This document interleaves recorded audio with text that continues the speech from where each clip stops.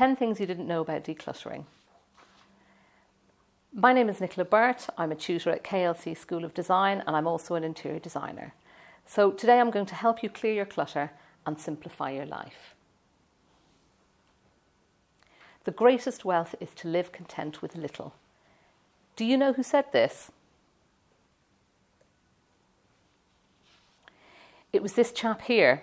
His name was Plato and he was a Greek philosopher, and he said this over 2,000 years ago. So it appears that clutter has been a bit of a problem for us humans for a while. Does this remind you of a room in your home?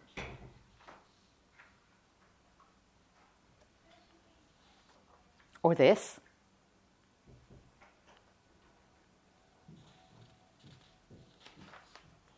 Or even this? Okay, I admit these are a little bit extreme, but we are all guilty of having more stuff than we need. So I'm going to take you through my top tips countdown to help you take control and feel lighter and better about yourself. But first, I'd like us to look at clutter personality types. Clutter happens for a number of different reasons, so see if you can spot yourself in any of these.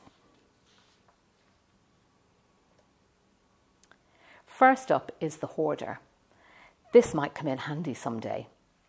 A hoarder is someone who doesn't want to get rid of anything, but keeps accumulating more and more stuff, and it's all very important. Hoarding is rooted in insecurity, and hoarders need to remind themselves that resources will always be available. If you need that thing that you got rid of, you can always go to the shop and buy another one. Next type is the deferrer. The deferrer says, I'll think about that tomorrow. Quite often with the deferrer, everything goes up into the giant storage box called the loft, to be sorted out later. But remember, tomorrow has no more time or energy than today, and the best remedy is action now.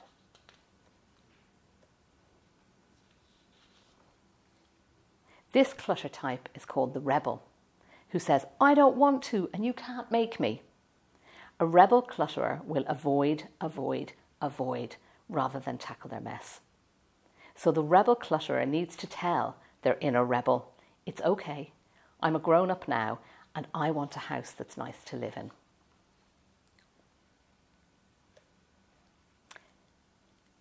This clutter personality type, the perfectionist. For the perfectionist, conditions have to be just right to start decluttering. There must be the perfect amount of time, the right storage boxes, they must be in the right frame of mind, and on and on and on, so it never gets done. But remember, perfect is the enemy of done. Right, let's get started. So now I'm going to take you through my top 10 countdown. This is not about big, drastic changes, but small, everyday things you can incorporate into your life to conquer the clutter permanently. Action is the enemy of clutter.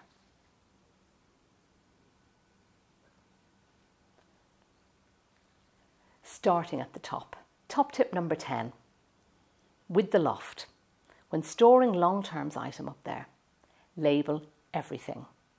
Think about using colour-coded labels or boxes for easy access to items. For example, yellow for Easter, orange for Halloween, green for Christmas, black for cables, you get it, and so on.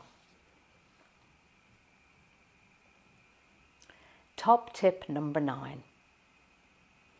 In the hallway, what we need to do is prevent floor creep. So we do this by hanging things up. Coats, bags, scarves, bike helmets. Put plenty of hooks on the back of doors to hang everything up and keep it out of sight and out of the way. For shoe storage, put an attractive container near the door to hold shoes. When anyone comes in, they can take their shoes off and chuck them in. No more tripping over shoes in doorways or entrance halls.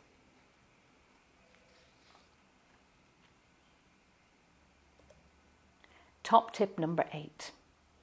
Do you have any products lurking at the back of your bathroom cabinet? You need to banish murky products past their sell-by date. Most have a lifespan of 6 to 18 months. A good rule of thumb to remember is that the closer the product is used to your eyes, the shorter is its lifespan. So chuck out those clogged mascaras and dodgy looking creams hiding in the back of your bathroom cabinet. They're a health hazard. Top tip number 7. This is a great storage tip for receipts. What you need to do is get 2 banker spikes, just like this one here in the picture. Get into the habit of cleaning receipts out of your wallet or your purse every couple of days. Place your receipts on one of the spikes as you empty your wallet, and keep doing this until one spike is full. When that spike is full, start on the second spike. If you haven't needed any of the receipts by the time you fill up the second spike, throw out everything on the first spike and start again.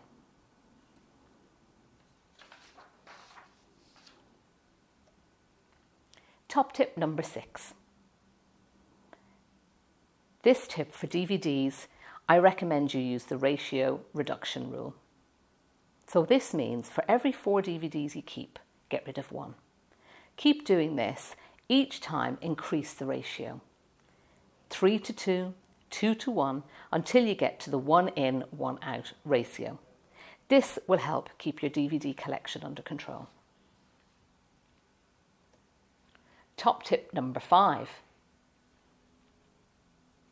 You might want to think about digitizing your book and CD collections and then donating the physical. But I do understand that many of us are reluctant to let go of the physical, so this is just a suggestion. If you aren't short of storage space, this might be an unnecessary step. Top tip number 4. Get a box in your kitchen. Put all your kitchen utensils into it. Each time you use one of your kitchen utensils, return it to the drawer. After a month, see what's left in the box. Do you really need what's left? Top tip number 3. This is the reverse clothes hanger test. Once or twice a year, reverse all the hangers in your wardrobe. Then when you wear something, turn the hanger right side round again. If you try something on but decide not to wear it, make sure you put it back with the hanger turned outwards. No cheating. When you've done this, you can then easily identify the items you haven't worn and then get rid of them.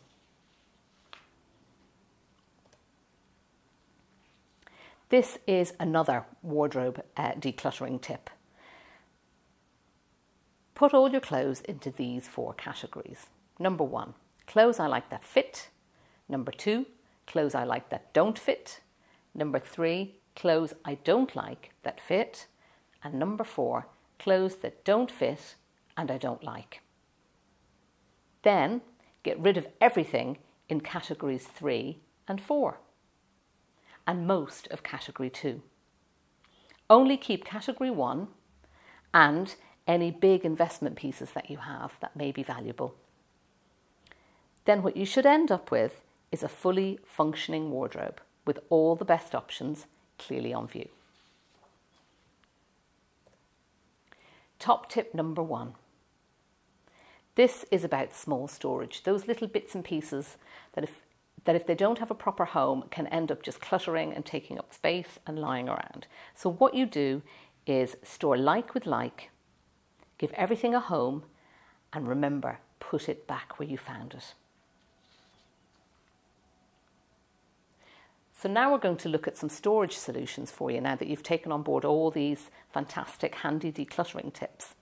So for kitchen and laundry storage solutions, Lakeland is brilliant. The Holden Company is great for good looking and sturdy storage boxes. IKEA has wallet-friendly storage solutions for all of the family. And Muji has clever, minimalist Japanese storage solutions for smaller spaces. So as you can see, these are just a few, but there are storage solutions to suit every taste and budget.